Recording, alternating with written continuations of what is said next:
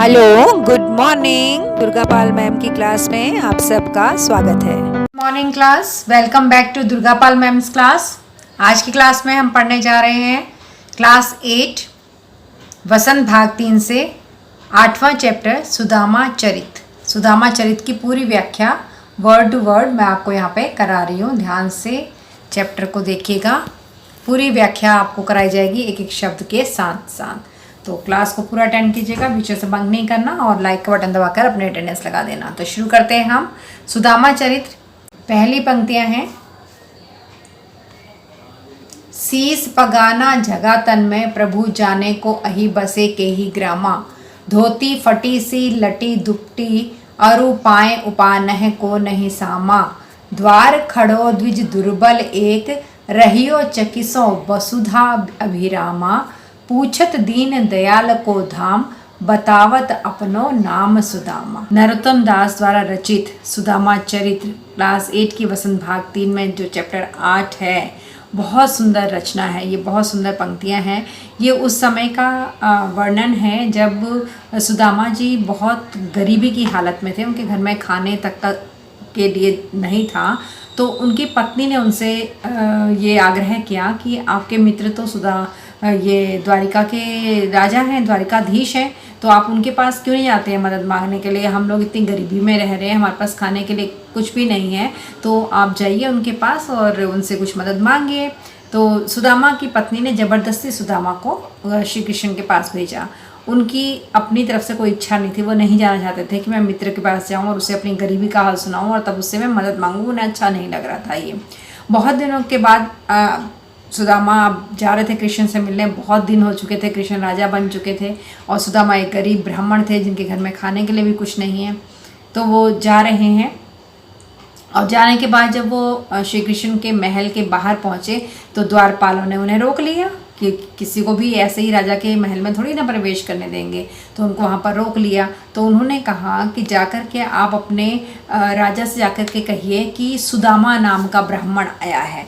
जाकर के एक बार आप कह के आओ श्री कृष्ण से कि सुदामा आया है, सुदामा नाम का ब्राह्मण आया है।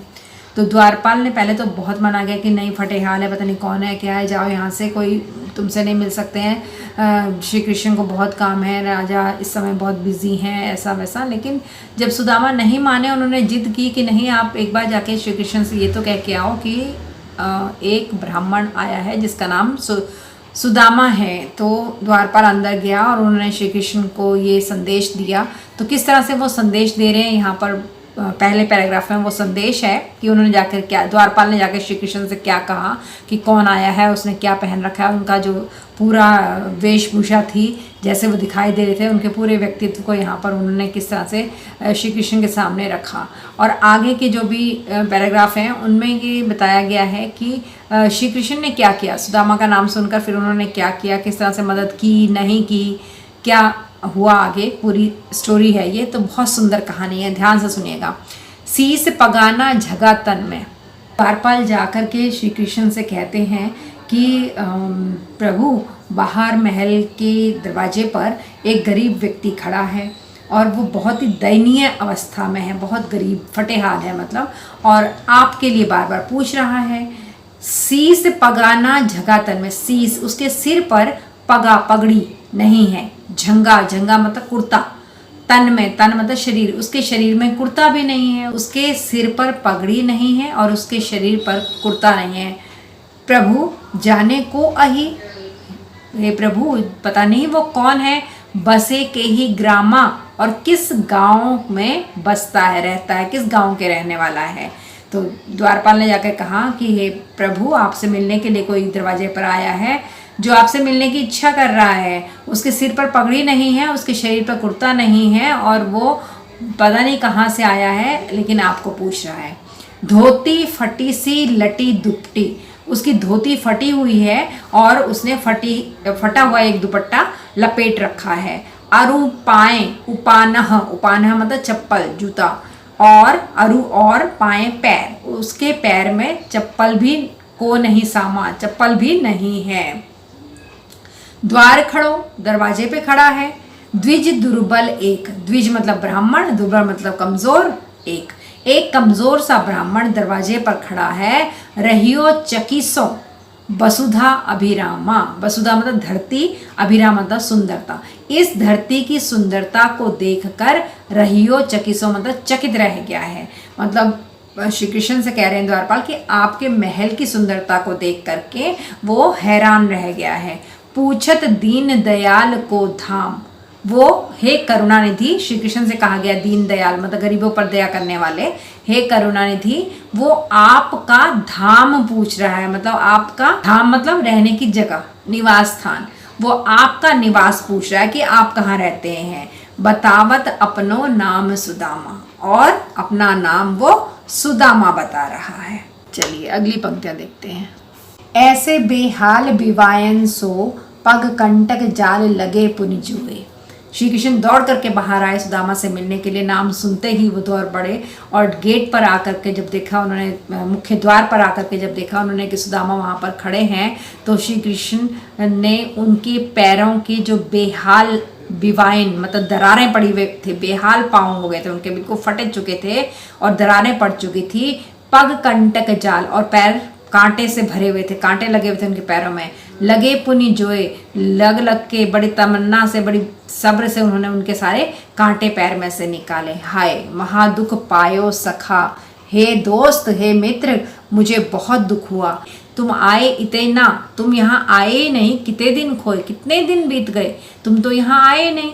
देखी सुदामा की दीन दशा, करुणा करी के करुणानिधि रोए। सुदामा की इस गरीब हालत को देखकर, दयनीय हालत को देखकर करुणानिधि यानी श्री कृष्ण जी के आंखों से पानी बहने निकला, वो रोने लग गए। पानी परात को हाथ छुयो नहीं, पानी की परात पहले ज़माने में लाई जाती थी ताकि जो मेहमान घर पर आया उसके पैर धुलाए जा सके। उसके दो कारण थे उस परात को लाने के, एक तो बहुत दूर से इंसान चल के आता था, उस समय यातायात के साधन नहीं हुआ करते थे तो पैर में लगी हुई मिट्टी धूल साफ हो जाती थी। दूसरा, इतनी दूर चल के आया तो थक गया, पैर धोने से राहत मिलती है, थकावट दूर होती है, तो इसलिए परात में पानी लाया जाता था, मेहमान के पैर उसमें डुबो कर धोए जाते थे। तो वही परात श्री कृष्ण जी के लिए भी लाई गई कि सुदामा के पैर धोए जाएंगे। पानी परात को हाथ छुओ नहीं, उन्होंने पानी के परात को हाथ से छुआ भी नहीं। नैनन के जल सो पग धोए, उन्होंने अपनी आंखों के पानी से ही उनके पांव धो दिए। अगली पंक्तियां हैं। कछु भाभी हमको दियो, कुछ ना कुछ तो भाभी ने हमारे लिए भेजा होगा। सो तुम काहे ना देत, वो तुम मुझे क्यों नहीं दे रहे हो, जो तोहफा मेरी भाभी ने मेरे लिए भेजा है वो तुम मुझे क्यों नहीं दे रहे हो। चापी पोटरी कांख में, तुमने वो पोटली अपनी कांख में क्यों छिपा के रखी है, हाथ के नीचे क्यों छिपा के रखी है।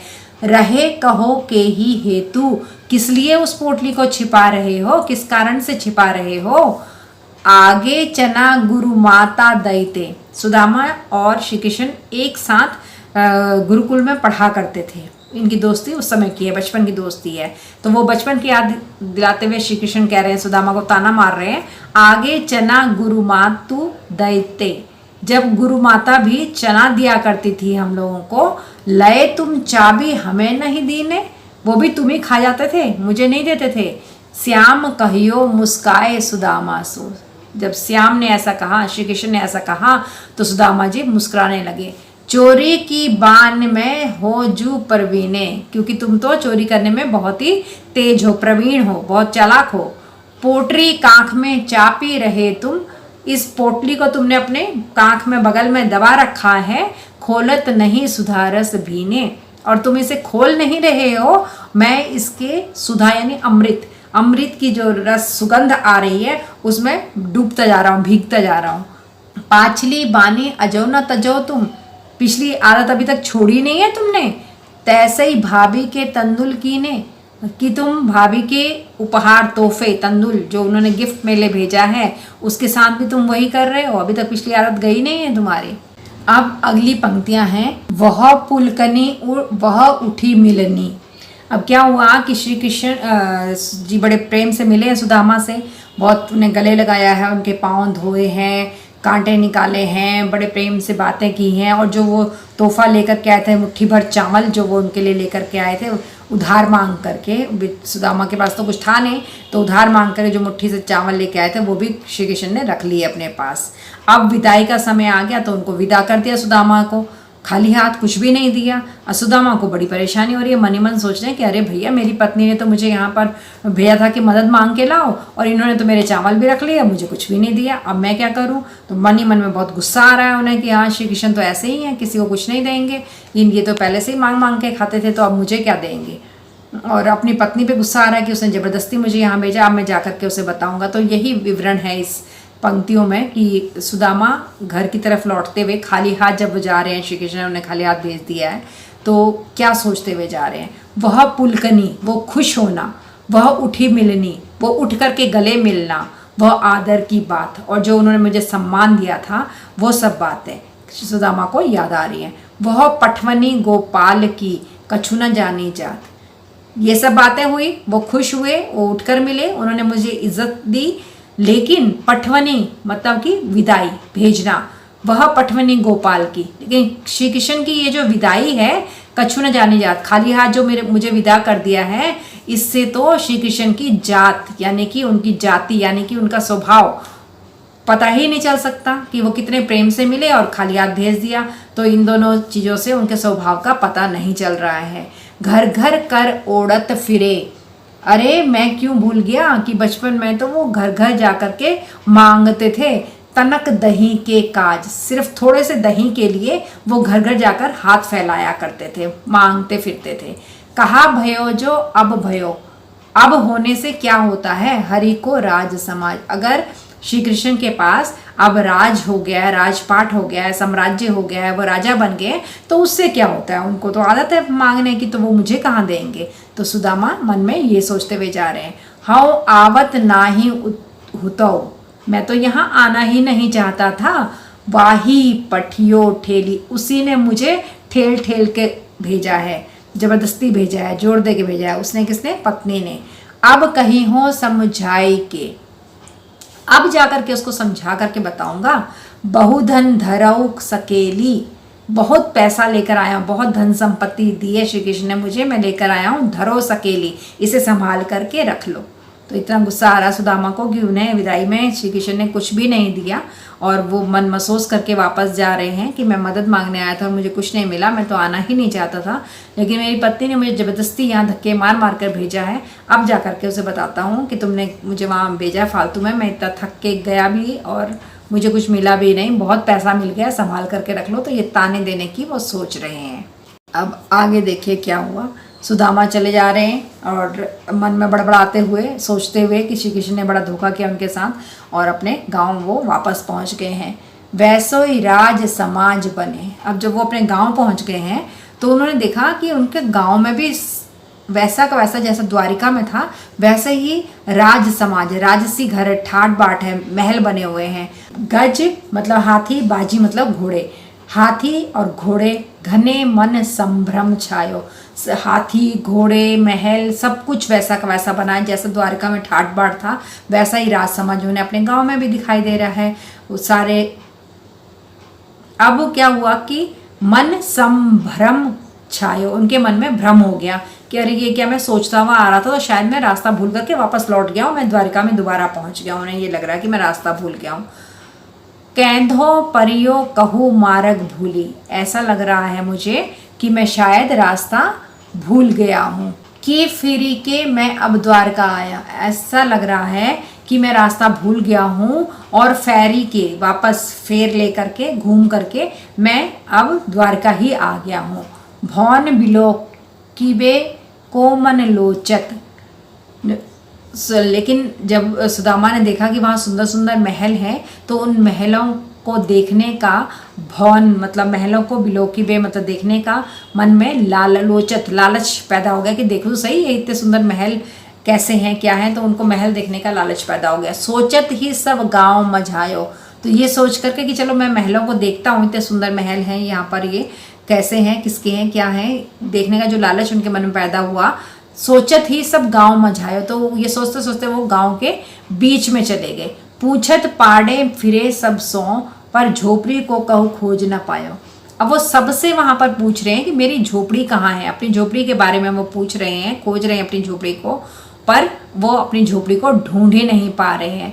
पूरे सुदामा के गांव में कृष्ण जी की कृपा से भव्य महल बन गए हैं, भव्य महल दिखाई दे रहे हैं। उनका पूरा गांव एक अलग ही रोशनी में चमक रहा है, जिसके कारण सुदामा जी क्या है, सुदामा भ्रमित हो गया, उनको भ्रम हो गया है कि मैं वापस द्वारिका पहुंच गया हूँ, क्योंकि जो सुदामा का गांव था वो भी द्वारिका की तरह ही चकाचौंध हो गया, एकदम चमकदार बन गया है। एक अलग ही आभा, चमक, सुंदरता उस गांव में आ गई है। चारों तरफ महल हो गए हैं। सुदामा को अपनी झोपड़ी भी नहीं मिल रही है, तो वो ढूंढते फिर रहे हैं कि झोपड़ी कहाँ गई, और बड़े हैरान हो रहे हैं कि मैं कहाँ पहुँच गई, वापस द्वारका आ गया हूँ या कहाँ पहुँच गया हूँ मैं। अगली पंक्ति है अब, कै वह टूटी सी छानी हती, कहाँ तो सुदामा की वो टूटी फूटी सी झोपड़ी थी। कहे कंचन के अब धाम सुहावत, और कहाँ अब कंचन के यानी सोने के, धाम मतलब महल, सुहावत मतलब शोभा दे रहे हैं। कहाँ तो उसकी टूटी फूटी झोपड़ी थी और कहाँ अब सोने के महल वहाँ पर शोभा दे रहे हैं।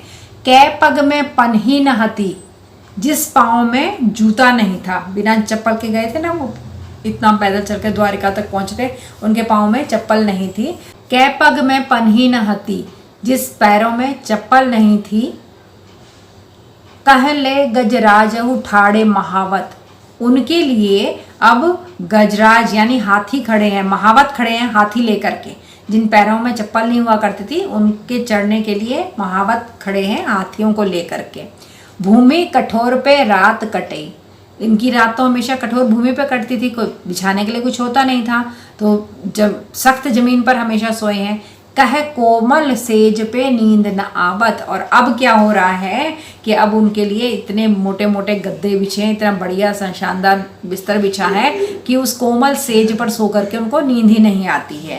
कह जुड़तो नहीं कोदो सवा, प्रभु के प्रताप में दाख ना भावत। कहाँ पहले तो ये हालत है कि उन्हें खाने के लिए बिल्कुल बेकार किस्म के चावल भी नहीं मिल पाते थे, और कहाँ अब भगवान श्री कृष्ण की कृपा से उन्हें किशमिश, मुनक्का ये सब मिलने लग गया है, फिर भी अब वो उनको अच्छे नहीं लग रहे हैं।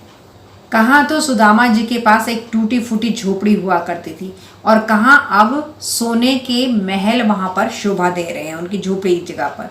कै पग में पन्ही न हती, जिस पैरों में पहले चप्पल नहीं हुआ करती थी। कहले गजराज हो ठाड़े महावत, उनकी सवारी के लिए अब महावत खड़े हैं हाथियों को लेकर के। भूमि कठोर पे रात कटे, उनकी सारी जिंदगी तो सख्त भूमि पर, सख्त जमीन पर सोते सोते कटी है। कह कोमल सेज पे नींद ना आवत, और अब क्या हो गया है कि उनको मुलायम बिस्तर मिल गया है, गद्दे मिल गए हैं, और उस मुलायम सेज पर सोने पर भी उन्हें रात को नींद नहीं आ रही है। कै जुड़तो नहीं कोदो सावा, कहाँ तो उनको जुड़तो मतलब उपलब्ध होना, मिलना, कोदो सवा मतलब घटिया किस्म के समा चावल, कहाँ तो उनको बिल्कुल घटिया किस्म के चावल भी उपलब्ध नहीं होते थे, मिलते नहीं थे। प्रभु के प्रतापते दाख न भावत, और अब भगवान की ऐसी कृपा हुई है उन पर कि दाख मतलब ड्राई फ्रूट्स ना भावत, उन्हें वो ड्राई फ्रूट्स भी अच्छे नहीं लग रहे, यानी कि किशमिश मेवा भी उन्हें अच्छा नहीं लग रहा है खाने में। तो भगवान की जब कृपा होती है तो इसी तरह से होती है, जो कुछ भी नहीं होता है वो बहुत कुछ हो जाता है। तो ये भगवान की कृपा है। ये था आपका 8 चैप्टर सुदामा चरित। मैंने आपको पूरी व्याख्या वर्ड टू वर्ड कराई है, और इसके बाद आपको एक लिखित वीडियो भी मिल जाएगा इसमें, जिसमें प्रसंग सहित व्याख्या लिखी होगी। आप वहाँ से अगर आपको नोट करना है कॉपी में तो नोट कर सकते हैं, और अगर समझाने से आपको समझ में आया, खुद लिखना चाहें तो बहुत ही बेहतर बात है। तो आपको ये समझ में आ गया होगा। सुदामा चरित मैंने बहुत अच्छे से समझाने की कोशिश की है। तो आपको करने हैं अब 4 काम। पहला, वीडियो को लाइक करना है। दूसरा, अपने 2 दोस्तों के साथ शेयर करना है। तीसरा, सब्सक्राइब नहीं कर रखा है चैनल को तो पहले सब्सक्राइब कर लो, उसके बाद अगले वीडियो का इंतज़ार करना। और चौथा, बेल आइकन को जरूर दबा देना, ताकि आगे आने वाली वीडियो का जो संदेश है वो आप तक पहुंच जाए कि आपकी क्लास का वीडियो आ गया है। आपकी क्लास के वीडियो का प्लेलिस्ट भी है सारे, एक क्लास 8 की प्लेलिस्ट में अगर आप जाएंगे तो आपको अपने सारे वीडियोस वहाँ पर मिल जाएंगे। तो अब चलते हैं, अगले वीडियो में मिलेंगे अगले चैप्टर के साथ। तब तक के लिए टाटा, bye bye and love you all. Thanks for attending Durga Pal Ma'am's class. Please like, share, subscribe and don't forget to leave a lovely comment. Thank you.